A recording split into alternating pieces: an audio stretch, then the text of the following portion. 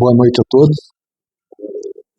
Vamos aproveitar esse momento, de elevação espiritual e pedir que a paz de Jesus envolva nossos corações para que a gente possa, em harmonia e sintonia com a espiritualidade amiga que ampara o serviço dessa casa, que a gente possa absorver os conhecimentos que possam ser úteis para a nossa vida, para o nosso dia a dia, com a explanação de hoje. Esse estudo que eu trouxe hoje vai fazer... O último estudo que eu fiz aqui, eu falei de conflitos atuais, que a gente passa, a gente vive num mundo muito conturbado. E hoje eu vou trazer uma ferramenta para a gente viver melhor nesse mundo tão cheio de conflitos, que a gente possa buscar, então, no estudo de hoje, levar para casa esse ensinamento, sabe? Que é uma prática, se a gente for treinando no nosso dia a dia, a gente consegue lidar melhor com esse mundo tão cheio de conflitos que a gente vive hoje. Então vai ser uma jornada de transformação interior que une os princípios da comunicação não violenta com os ensinamentos da doutrina espírita para construir relações mais humanas, justas e elevadas. Então, para a gente começar, vamos entender o conceito de que é ser compassiva, E compassiva no dicionário é aquilo que demonstra compaixão, que compartilha dos sofrimentos alheios. Então, ser compassivo significa ter a capacidade da gente compreender o sofrimento alheio e, mais que isso, da gente compreender e agir para poder aliviar esse sofrimento. Então, ser compassivo significa algo além da empatia, porque a empatia é a gente se colocar no lugar do outro. E quando a gente age com compassividade, a gente, além de se colocar no lugar do outro, a gente se compadece do sofrimento e desperta em nós um interesse de ajudar essa pessoa que está sofrendo. Por exemplo, quando a gente vê uma notícia ruim, no jornal, que não falta exemplo para a gente às vezes se compadece da situação de alguém que está sofrendo, passando fome, e desperta em nós o que eu posso fazer para poder ajudar aquela pessoa. Isso é compaixão, isso é agir com compassividade. Então nós vamos ver no próximo slide, os problemas que dificultam a gente ter esse exercício dessa comunicação compassiva. E o primeiro deles é o problema da violência das palavras. Então, a gente vivemos em um tempo de comunicação acelerada, mas, paradoxalmente, marcado por conflitos, julgamentos e rupturas relacionais. Me desculpa que eu estou com muita dificuldade de ler, o meu óculos não está me ajudando. Palavras carregam energia e, quando usadas sem consciência, ferem, separam e perpetuam ciclos de sofrimento. Então aqui a gente tem que entender isso. A palavra tem muito poder, a nossa palavra. O Emmanuel, no livro Calma, ele, numa mensagem intitulada Fala em Paz, ele nos diz: justo vos lembrar que a voz humana está carregada de vibrações. Então a nossa voz, ela transmite energia para o universo. Ela tem vibração, E ainda no livro Vinha de Luz, o Emmanuel, na mensagem O Verbo Criador, ele diz que o que sai do coração e da mente pela boca é força viva e palpitante, envolvendo a criatura, para o bem ou para o mal, conforme a natureza da emissão. Então aquilo que a gente fala pode provocar o bem, trazer consolo, trazer alívio à dor de alguém, ou pode ferir aquela pessoa, magoar, ofender, a ponto dela se sentir muito ruim e sair pior daquela conversa do que você falou, diante das palavras que você proferiu. Então fala assim, a violência não se manifesta apenas em atos físicos, ela, ela se instala no tom, no silêncio forçado, na crítica velada, no julgamento apressado e na indiferença. A doutrina espírita nos convida a reconhecer que cada palavra proferida é um ato moral com consequências espirituais reais. Então, existe uma lei de causa e efeito, né? Se a palavra é uma vibração, é uma energia, a palavra que você lança, ela vai se propagar e vai trazer um retorno para você. Vai trazer uma consequência para a nossa vida. A gente viu aqui que ela perpetua ciclos, né, de conflitos por séculos, às vezes, situações mal resolvidas com nossos desafetos. Você vai falando palavras e tocando cada existência, se ofendendo, se magoando, e você, ao invés de se libertar daquele sofrimento, você vai arrastando aquele sofrimento por várias existências por conta dessa troca, esse tiro trocado. Você ofende daqui, recebe a ofensa, isso vai entrelaçando de uma forma negativa a vida dos dois e atrapalha o processo evolutivo dos dois, que ficam nessa troca de anos por conta de palavras mal proferidas. Então a gente tem aqui que a comunicação é o espelho da alma. O que falamos revela o estágio de nossa evolução interior. E tem uma frase muito bonita de Rumi, que fala assim: levante suas palavras, mas não levante sua voz. É a chuva que faz as flores florescerem e não os trovões. Então essas palavras, essas frases a gente tem que começar a trazer para o nosso dia a dia, né? Para a gente poder começar a pensar melhor, refletir melhor antes de falar. Se palavra é vibração, a gente tem que ter o zelo de se preocupar. O que eu estou sentindo quando eu vou falar? Né? Porque dependendo do que você vai falar no impulso, você às vezes fala coisa que não deve, ofende sem querer, mas ofende, mas machuca da mesma forma, e é irreversível. Né? A palavra que você proferiu, ela não vai voltar e não vai deixar de causar o mal que ela causou. Emmanuel ainda diz assim, que a palavra cria, insinua, modifica, renova ou destrói. Então ela pode ser um instrumento para o bem e para o mal, como a gente viu aqui. E aí a gente lembra, como bem disse Jesus, né, que a boca fala do que o nosso coração está cheio. Né? Isso é uma frase muito impactante de Jesus na nossa vida, para a gente ver o poder da palavra. Então, quando a gente vai falar uma palavra, a gente tem que primeiro dar uma olhada para o nosso coração, para ver o que a gente está sentindo. Se for uma coisa ruim, cabe o exercício de esvaziar esse sentimento do coração, dar uma respirada, para você depois poder fazer uso da palavra de uma maneira mais ponderada, de uma maneira mais... Isso. Então a gente é importante, né, que a gente cultive bons sentimentos, boas vibrações em nós, para quando a gente vai estabelecer um diálogo, uma conversação. E isso não quer dizer que a gente possa não possa ser enérgico, não possa ser firme naquilo que a gente está falando. Mas a gente pode ser firme e enérgico com amor. Né?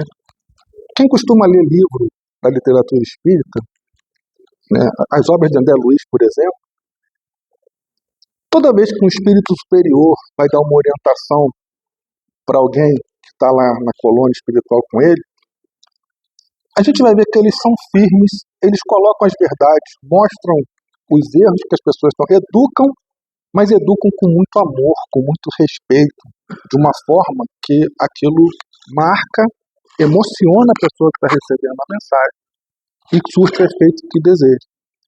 Ele não deixa de dizer aquilo que é preciso falar, não deixa de ser honesto naquilo que ele vai dizer, mas ele diz com amor. Né? Jesus usou muito disso. Jesus conduzia suas falas com muito amor, com muita preocupação e zelo pelo outro. Né?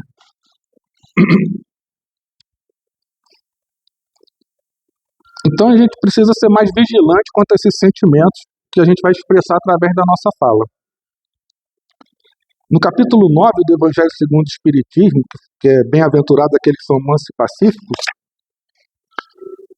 o Kardec vai comentar sobre o porquê do uso de simples palavras podem ter consequências tão severas na vida da gente. É aquele trecho que ele diz que quem usar a palavra raca, que era uma palavra que era de desprezo, né, e a palavra era proferida até cuspindo de tanto desprezo que a pessoa tinha, ou chamar alguém de louco, né, vão sofrer punições severas, né? E o Kardec vai explicar que toda palavra que ofende é a expressão de um sentimento contrário à lei de amor e de caridade, que deve se estabelecer nas relações entre os homens e manter entre eles a concórdia e a união. Então, toda vez que a gente fala uma palavra agressiva, ofensiva a uma pessoa, a gente está contrariando uma lei divina, que é a lei de amor e caridade. E se a gente está contrariando uma lei divina, a gente está praticando o mal. O mal é tudo aquilo que a gente faz que é contrário à lei divina, né? Então, se a gente não controla essas nossas palavras, a gente vai trazer consequências ruins para nós. É a lei de causa e efeito. Então, diante dessa importância da gente usar as palavras, né, nós vamos ver agora a importância da gente trazer para a nossa vida a prática dessa comunicação compassiva, que é conhecida também como comunicação não violenta.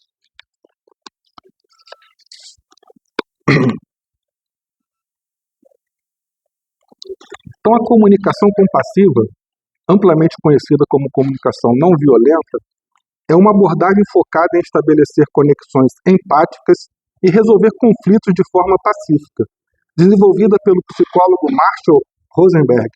Ela substitui julgamentos por uma escuta ativa focada nos sentimentos e necessidades de todos os envolvidos e se baseia em 4 pilares principais: observação, sentimento, necessidade e pedido. Então aqui, eu vou trazer Eu fiz o treinamento para ser voluntário do CVV, que é o Centro de Valorização da Vida. E a gente treina para a gente ter essa escuta amorosa, para a gente poder atender as pessoas que estão pensando em pôr um fim na sua vida, né?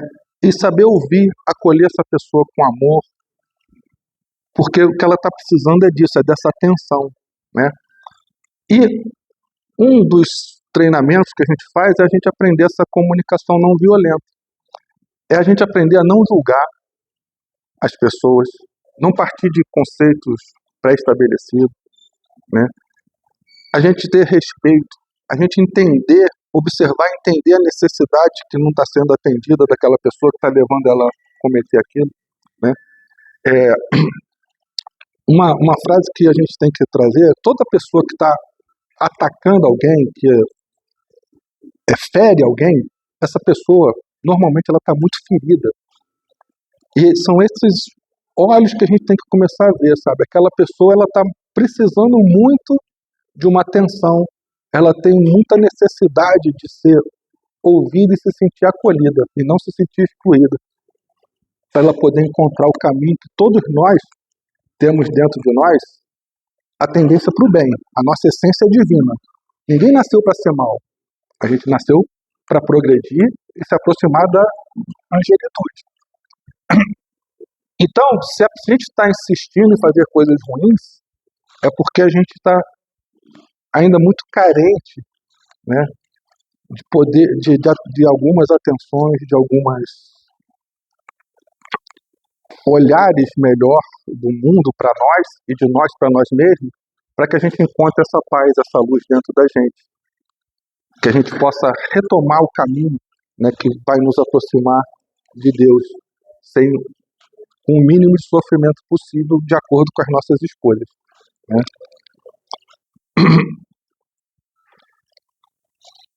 Então eu vou mostrar cada pilar desse da comunicação não violenta. Então, a observação.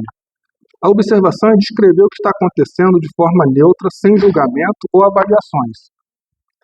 O sentimento. identificar e nomear com honestidade o que sentimos, sem atribuir ao outro a responsabilidade pelos nossos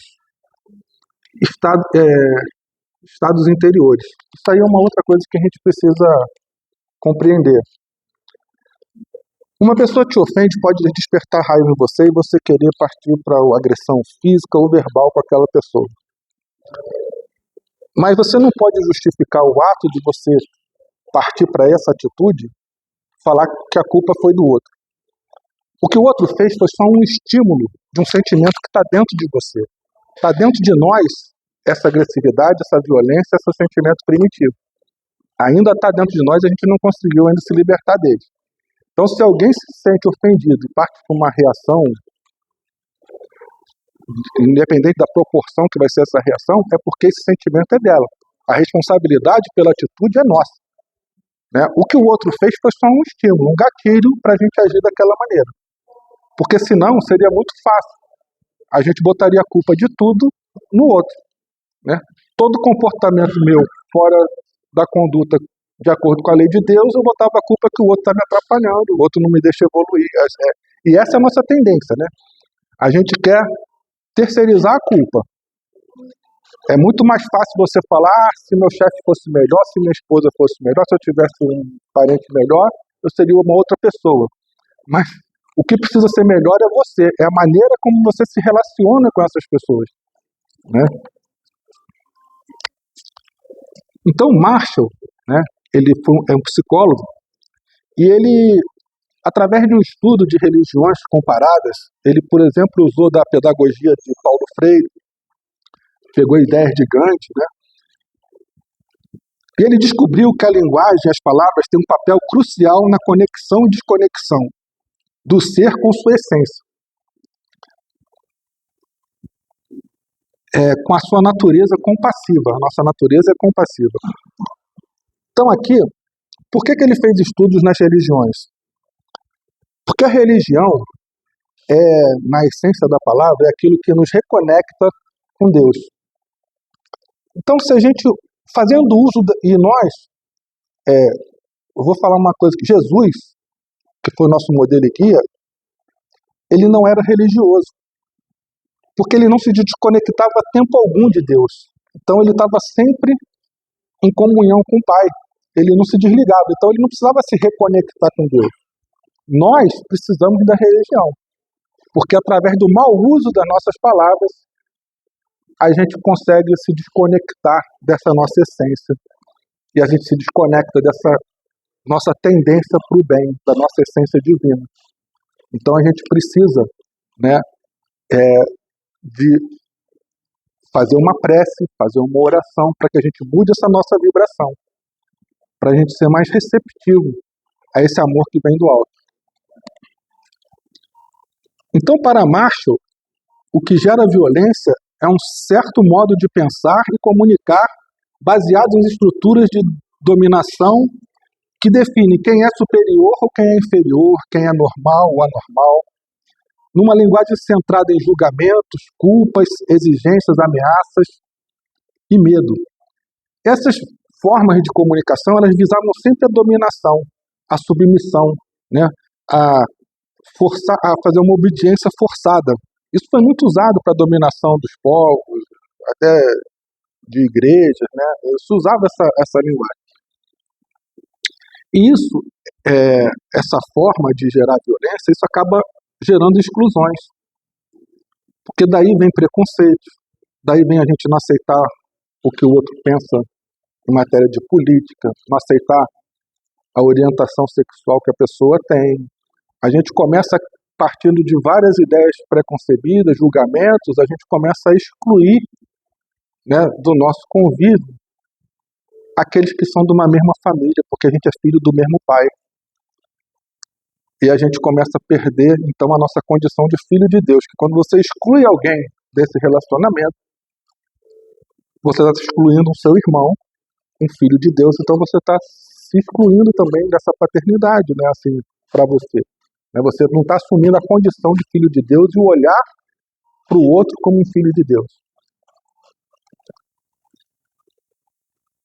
E no entendimento de Marshall, né, ele classificar e julgar as pessoas estimula a violência. E que comparações que a gente faz também são uma forma de julgamento. E a gente se torna muito perigoso quando a gente não tem a consciência da nossa responsabilidade por nossos comportamentos, nossos pensamentos e nossos sentimentos. Quando a gente começa a negligenciar com essa responsabilidade que a gente tem na maneira de a gente pensar, sentir e agir, né, a gente começa a se tornar uma pessoa perigosa. E a gente só vai alcançar, então, a empatia quando a gente conseguir se liberar dessas ideias preconcebidas, desse julgamento que a gente faz de uma maneira precipitada. Toda vez que a gente julga de uma maneira precipitada, você vai cometer uma injustiça, vai cometer um erro. Você não vai estar agindo com sabedoria. E essa forma de se comunicar sem julgamentos, ela vai totalmente ao encontro do que Jesus falou, né, que ele disse: não julgueis para não seres julgados, não seres julgados. E ainda dentro do entendimento de Marshall, né, nós vamos perceber que aquilo que os outros dizem e fazem pode servir, como eu já falei aqui, serve até de estímulo, mas ela nunca vai ser a causa dos nossos sentimentos, das nossas reações, né? A responsabilidade pelos nossos sentimentos, pensamentos e comportamentos é exclusivamente nossa. Cabe a nós, por isso que essa é uma ferramenta que serve para a nossa vida. Porque se a gente trouxer o exercício diário de buscar praticar esse tipo de comunicação nas nossas relações, a gente vai melhorar como ser humano. E a gente melhora também a vida daqueles que vivem ao nosso redor, nos nossos lares, no nosso trabalho, na comunidade.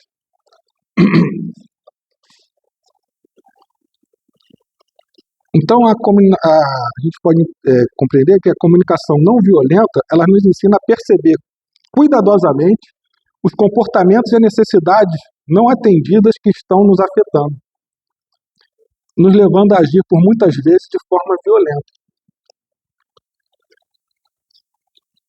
Então, essa comunicação não violenta, ela permite isso, sabe? Que a gente comece a olhar com outros olhos a situação que está ao nosso redor, né?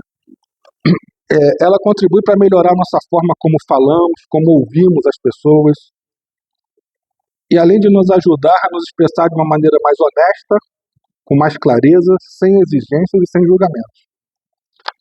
Eu vou dar um exemplo aqui prático, né, do que é uma comunicação não violenta. Hoje as mulheres todas quase trabalham, chegam em casa à noite, né? E uma mãe que chega em casa e vê a casa toda de cabeça para baixo, com tênis jogado para tudo quanto é lado, não sei se não é muito cotidiano deparar com isso, mas tudo fora do lugar. Ela pode ter duas reações, né?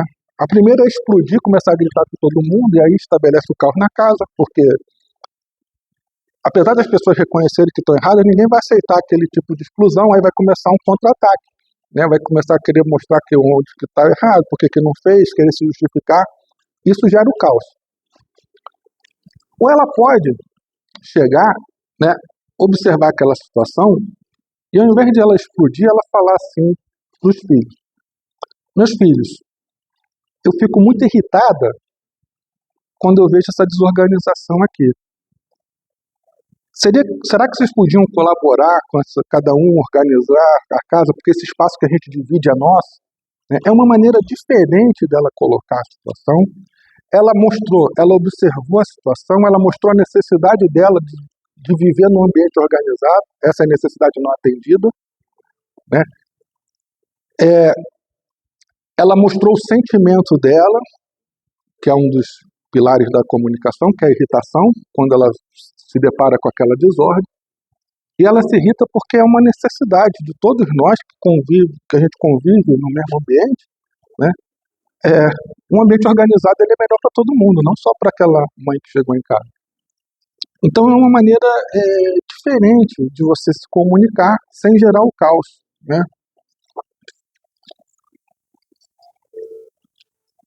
E como que a gente pode relacionar, então, esse tema dessa comunicação compassiva que foi desenvolvido por Marshall, né, com o espiritismo? essa comunicação ela tem tudo a ver com a doutrina espírita. Jesus foi o maior exemplo, né, de comunicador que a gente teve. Ele sabia como ninguém fazer uso da palavra. Tanto que quem leu no livro Há 2000 anos, quando ele encontra com o senador, esqueci o nome dele. Se alguém lembrar, pode falar. É o Públio. E o senador vai lá, né, encontra Jesus e ouvia sempre falar, mas ele tinha certa... Ele, quando ouve Jesus falar, ele se emociona e sente em Jesus uma autoridade tão grande, uma bondade tão grande no falar dele, que ele se ajoelha diante de Jesus e chora copiosamente. Ou seja, e ele que era crítico dos cristãos, ele era um crítico de Jesus, e ele, quando Jesus começa a conversar com ele, pelo uso da palavra, Jesus conseguia atrair multidões para ouvir a palavra dele, né? Então a gente precisa aprender a usar as palavras com esses sentimentos de amor, de compaixão, fraternidade, de caridade, né? E por Jesus saber como ninguém usar as palavras, ele foi o maior marco da história da humanidade, né? A história da humanidade foi outra a partir da vinda de Jesus.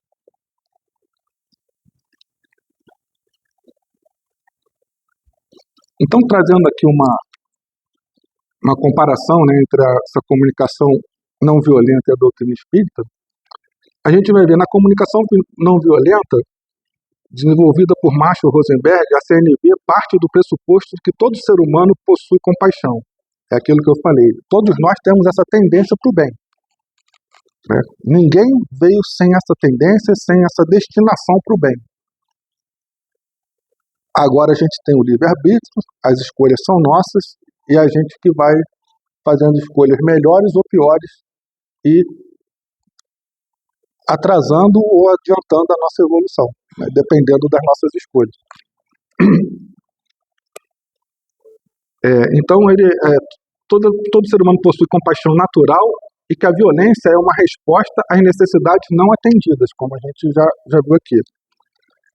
Já na doutrina espírita, o espiritismo ensina que somos espíritos imortais em processo evolutivo e que a caridade, no sentido mais amplo, é o cerne de toda elevação moral.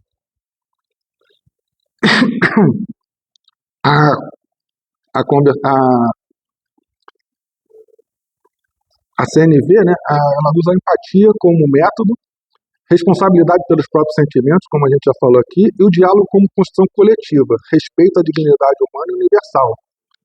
E enquanto o Espiritismo ele nos mostra que a lei maior é a lei do amor, né? Ela é o fundamento universal da responsabilidade moral e espiritual. E tem como caminho, né, inevitável para a gente conseguir atingir a nossa evolução é passar por essa reforma íntima. Então ele é o caminho obrigatório de todos nós nessa jornada.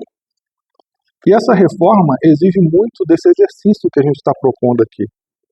Porque quando você começa a ter que parar antes de falar, olhar para os seus sentimentos, você está exercitando o autoconhecimento. Você está buscando se conhecer melhor. Quando você respira, conta até 10 ou até 1000, como a Cláudia disse, a gente está dando tempo para a gente silenciar essa barulheira que é o mundo ali fora e trazer esse silêncio para dentro da gente, serenar e a gente começar a enxergar melhor o que está ao nosso redor. Né? A gente começar a entender que é muito comum a gente ver uma pessoa cometer uma atrocidade contra uma criança, por exemplo, e você querer que aquela pessoa seja dizimada ou morra de uma maneira muito cruel, você pensa muito mal para aquela pessoa naquele momento.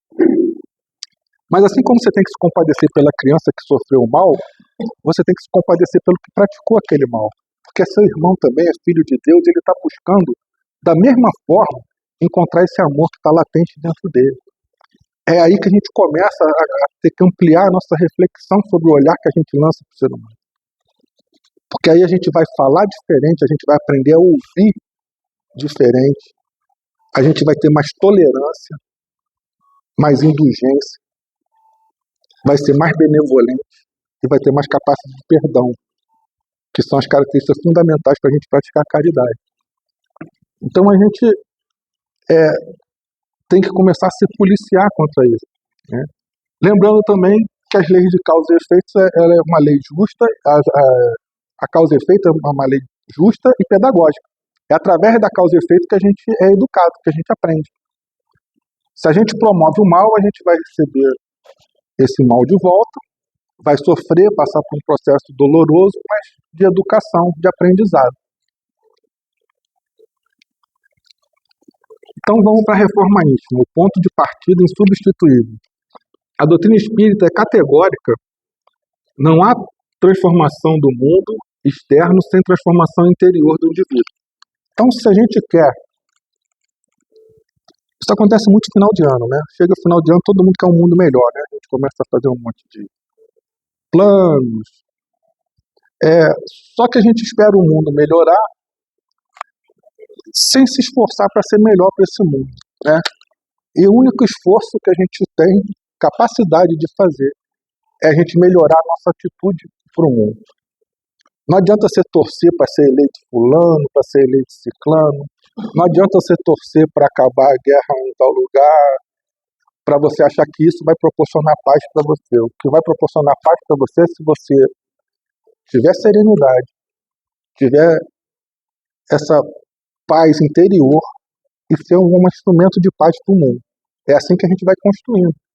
Pode ser num ambiente pequeno, no nosso lar, a gente constrói essa paz, depois a gente constrói no condomínio, no bairro que a gente mora, e a gente vai, isso vai se alastrando, né, com um movimento positivo para a nossa evolução. Do contrário, se a gente não é capaz de promover essa paz, a gente fala, só gera discórdia, discussão e sai troca de ofensa. A gente não está contribuindo em nada para esse mundo melhor, né? Agora, só que fazer isso não é fácil. Exige sair da zona de conforto. Exige a gente fazer um esforço, um treinamento diário. Não é de hoje para amanhã que a gente vai sair falando só coisas boas, sendo caridoso, benevolente. Isso é uma construção que a gente está há milhões de anos, nascendo e renascendo para aprender e para largar as imperfeições que a gente tem. Então não é da noite para o dia que a gente vai melhorar. Mas isso não justifica a gente não se esforçar e treinar, e pôr em prática no nosso dia a dia, com todas as dificuldades que cada um de nós vai ter para enfrentar esse problema. Se você conseguir uma vez é melhor do que não conseguir nenhuma, se você conseguir 2 vezes melhor ainda, a gente vai tentando, porque a gente vai construindo pontes, né? Eu ouvi uma vez que o bem, assim como a gente, quando come uma coisa, faz tudo por reflexo, né, o bem a gente vai praticar pelo mesmo reflexo. Quando a gente faz uma atitude boa, a gente promove o bem a alguém, você se sente tão bem que você cria uma sinapse no seu cérebro que te dá uma reação, uma resposta positiva àquela situação. Se você faz isso várias vezes, você vai construindo várias vezes esse caminho. E esse caminho vai se alargando e vira uma ponte. E daqui a pouco você está fazendo por reflexo. Você já não está mais tendo que raciocinar para fazer o bem. Você já está fazendo. Esse é o sentido da nossa evolução, né? Então a comunicação não violenta opera nesse mesmo eixo. Antes de falar, ela convida ao autoconhecimento. O que estou sentindo? Que necessidade está sendo negada? O que quero verdadeiramente comunicar? Então, isso exige autoobservação, como a gente já falou, que é o autoconhecimento, né, de identificar padrões de julgamento, reação automática nas próprias comunicações. Autoconsciência, reconhecer que cada reação impulsiva revela uma área de comportamento espiritual. E autoeducação, né? Se a gente começa a se policiar mais, a gente vai se educando, a gente vai começando a buscar corrigir a nossa maneira errada de se comunicar, de sentir e de agir. Então, causa e efeito, né? A gente já falou aqui, toda palavra tem a consequência. A lei de causa e efeito não é punição, é pedagogia universal. O que semeamos em nossa comunicação colheremos em nossas relações e em nossa própria alma. Então, palavras de julgamento, críticas, rótulos, acusações geram definitivamente ressentimento e afastamento, criando ciclos de conflitos que se perpetuam. A gente já falou isso aqui. Então, o que mais a gente vê hoje são em grupos sociais, em redes sociais, as pessoas saem de grupo de família, um quebra o pau com o outro porque não pensa da mesma maneira. A gente não aceita o pensar diferente, a gente não aceita uma retórica, uma pessoa discordar de você, a gente não, sabe, não tem essa capacidade de ter essa empatia, se colocar no lugar do outro, né? Quando você fala alguma coisa, você fala, será que eu gostaria de ouvir isso que eu estou falando, que o outro está me dizendo? Será que, como que isso vai repercutir em mim, sabe? A gente precisa começar a ter esse exercício, né? E a cultura da paz. Quando praticada coletivamente, a comunicação compassiva transforma ambientes inteiros, famílias, empresas e comunidades. Então aqui a gente tem um exemplo, né, a aplicação prática, é a lei do amor nas relações profissionais. No nosso ambiente de trabalho, um exemplo muito comum, né, você vê uma pessoa ser promovida, e você queria ser promovido, a primeira coisa você diz que a pessoa é bajuladora, que não merece. Você começa a falar sem saber o real motivo que aquela pessoa foi conduzida àquele cargo. Pode ter sido por muita competência realmente, e você começa a prejulgar, a sair atirando frases. Por quê? Porque a sua necessidade não atendida de ser promovido te causa isso, sabe? Então, por isso que a gente precisa se policiar, né? Quando os chefes têm uma comunicação compassiva, eles começam a ter capacidade de motivar mais as pessoas que trabalham com eles, né? É aquele chefe que escuta mais o que o outro o subordinado dele está falando, para tomar as decisões, não acha que ele que sabe tudo, que está impondo as decisões dele sem... Entendeu? Essa maneira, se a gente traz essa lei do amor para dentro do nosso trabalho, a gente vai ter uma liderança compassiva, os conflitos como aprendizado, a gente vai aproveitar desses conflitos e buscar soluções que atendam a todo mundo, a gente começa a se respeitar mais como profissional, como colega de trabalho. E isso tudo é uma forma também do nosso trabalho, a gente precisa entender isso, da gente praticar a caridade, né? A caridade a gente pode praticar em qualquer ambiente, com qualquer pessoa, e principalmente a gente precisa ser mais caridoso com a gente mesmo, sabe? A gente precisa ter essa capacidade de se aceitar, de se perdoar, mas não para ficar parado, para que a gente tenha, a partir dessa capacidade de se perdoar, que a gente encontre mais motivação para se esforçar para não cometer os mesmos erros, para a gente melhorar.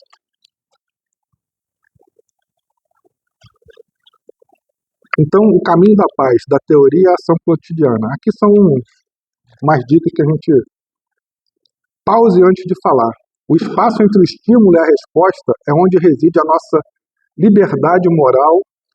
Respire e observe o que está sentindo antes de reagir. Isso é fundamental. Substitua julgamentos por observações. Em vez de você sempre faz isso errado, experimente, notei que o relatório foi entregue após o prazo, combinado. Entendeu? Você tem outras maneiras de dizer a mesma coisa sem a gente julgar, sem a gente culpar as pessoas. Uma coisa que é importante a gente não exigir, porque quando a gente exige, a gente está tirando o livre-arbítrio da pessoa, né? Se a gente pede com educação, você, além de estar sendo mais polido, você está permitindo que ele exerça o livre-arbítrio dele de querer ou não ter aquela conduta, né? E ele que escolha, se ele não fizer e tiver a consequência ruim, ele vai arcar com aquilo que ele é responsável. Nomeie seus sentimentos com honestidade. Sentir não é fraqueza, é humanidade. Sentir raiva, medo, vergonha, se sentir, isso é tudo normal da natureza humana, né? A gente precisa reconhecer isso. Aqui na casa foi feito um exercício muito bonito de reconhecer as nossas sombras, que é exatamente isso, é você nomear com honestidade os sentimentos da gente. Sejam eles os melhores ou os piores que todos nós temos dentro de nós. A gente tem sentimentos muito bons, tem virtudes, mas a gente ainda tem coisa muito ruim que a gente precisa trabalhar. Então, você reconhecer com honestidade esses sentimentos te ajuda, né, a criar um mecanismo para você superar esse problema, né? E formule pedidos, não exigências. Pedidos respeitam o livre-arbítrio do outro, exigências o negam. Esta distinção é ao mesmo tempo psicológica e espiritual. Então, para terminar, nós chegamos na construção da paz, que é um ato espiritual e coletivo. A comunicação compassiva não é uma técnica de relacionamento interpessoal. É uma expressão concreta da evolução espiritual. Cada conversa compassiva é um ato de caridade. Cada escuta empática é um exercício da lei do amor. Cada pedido respeitoso é uma afirmação do livre-arbítrio sagrado. A cultura da paz não nasce de tratados ou declarações. Ela nasce do silêncio interior que precede cada palavra, na escolha consciente de falar com verdade e amor e na coragem de começar essa transformação em nós mesmos. A paz que oferecemos ao mundo começa na paz que cultivamos dentro de nós e se expressa em cada palavra que escolhemos pronunciar. Então, uma coisa só que é importante a gente fazer também, né, que eu esqueci de falar, é a gente precisa ter coerência entre o que a gente fala e o que a gente sente. Eu vou dar um exemplo. O Haroldo Dutra, não sei se vocês conhecem, um palestrante famoso, ele estava no trânsito com os filhos dele no carro, e um cara deu uma fechada nele e ele já abriu o vidro para soltar os verbos em cima do motorista. O filho dele, menorzinho, falou para ele: pai, se esse cara assistir uma palestra sua, não vai ficar muito bem. Ele fechou o vidro. Aí que você vê, tem que ter coerência aquilo que a gente fala com aquilo que a gente sente, né? O filho dele precisou dar uma chamada nele para ele despertar isso, né? E eu vou encerrar com uma história de um livro chamado Ser Bom Não é Ser Bonzinho, de Cláudio Tebas. Esse Cláudio Tebas, ele conta no livro que ele está no trânsito em São Paulo. Quem já dirigiu em São Paulo sabe que não é um trânsito muito calmo, muito caótico. E ele estava querendo contornar uma praça, que estava tudo entupido, ele não conseguia, e um taxista atrás metendo a mão na buzina. E ele começou a se sentir aflito, porque ele queria acabar com aquela angústia do taxista, mas ele não tinha como sair com o carro dali daquela posição. E aí o taxista buzinando, ele não se contentou só em buzinar, abriu o vidro e começou a xingar o Cláudio, né? E aí foi xingando, até que num ponto lá ele já estava suando no carro, todo nervoso, ele conseguiu tirar o carro da frente, o taxista passou, e esse taxista parou 30 metros depois, estacionou o carro. E quando passou, ainda parou na calçada, xingou mais ainda ele e parou 30 metros depois. Ele viu aquilo, parou o carro lá perto onde estava o taxista, abriu a janela do carro dele, e o taxista já veio nervoso, achando que ele ia, né, querer tomar atitude. Aí ele falou pro taxista, olha como é que eu tô. Ele estava todo aflito, suado. Eu não conseguia tirar meu carro dali e ainda fui xingado por uma pessoa que nem me conhece. Quando ele falou isso, o taxista se desmontou, encostou no carro dele e começou a chorar. E ele disse que ele estava assim porque ele vivia nesse estresse desse trânsito todos os dias. Ele começou a trazer os motivos, né, as necessidades não atendidas que levaram ele até aquele comportamento, sabe? E pediu desculpa e chamou o cara de amigo, o Cláudio, sabe? Então, assim, cabe aqui uma reflexão pra gente, sabe? Quantas vezes a gente não é esse taxista que joga nossos problemas pessoais, nossas frustrações, tudo em cima de gente que não tem nada a ver com a história, gente que a gente às vezes nem conhece, né? Então, a gente precisa muito começar a trazer para dentro da gente esse exercício de praticar uma comunicação mais compassiva, sabe? A escutar o outro com ouvidos de quem quer ouvir, com o coração de quem quer acolher essa pessoa. Então, que nosso Pai Celestial, que Jesus, nosso Mestre amado e amigo, que junto com toda a espiritualidade superior, né, que eles continuem nos assistindo no nosso dia a dia, para que a gente enfrente esses desafios, e para que a gente possa, né, a partir desse amparo que a gente recebe, policiar mais as nossas vibrações, nossos sentimentos, nossas atitudes, a fim de que a gente se torne mais receptivo a esse amparo que vem incessantemente do alto. A gente não deixa de ser amparado nem um segundo, pelo amor de Deus. Se a gente não consegue ser melhor, é porque a gente não está conseguindo ser acessível a esse amor que vem do alto. Que a gente possa começar, então, a modificar mais a nossa vibração. E não tem ferramenta melhor para modificar a nossa vibração do que serenar, meditar e orar. Né? Obrigado pelo carinho, pela atenção de vocês. Até uma próxima. E eu prometo, na próxima eu vou trazer essa mensagem Fala em Paz do Emmanuel para distribuir aqui para vocês, que eu não consegui trazer hoje.